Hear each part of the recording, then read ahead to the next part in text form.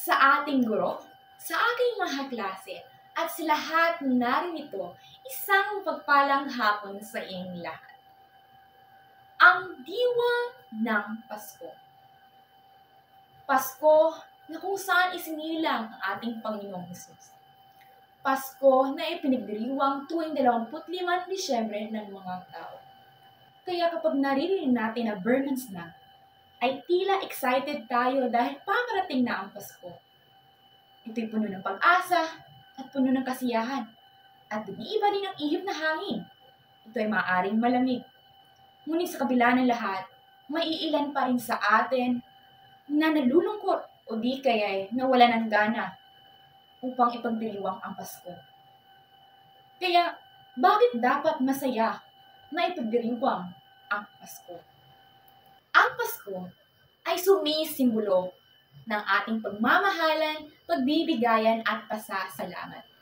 Hindi lamang sa masigarbong handaan o di kaya'y mga regalo na maaari nating matanggap, kundi ang taos-pusong pagmamahal na maaari nating ibigay sa ating kapwa at higit sa lahat sa ating Panginoong Diyos.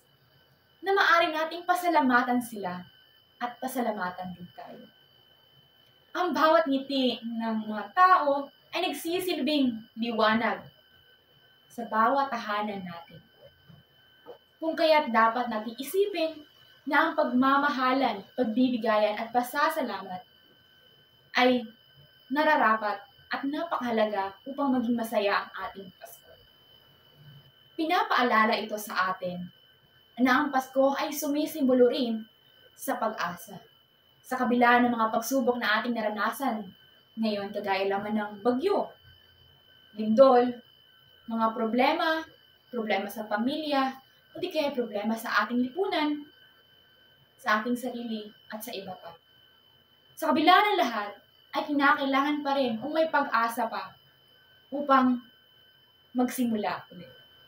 Kung kaya kinakailangan na tayo'y magkaisa upang masolusyonan at maging maayos ang lahat.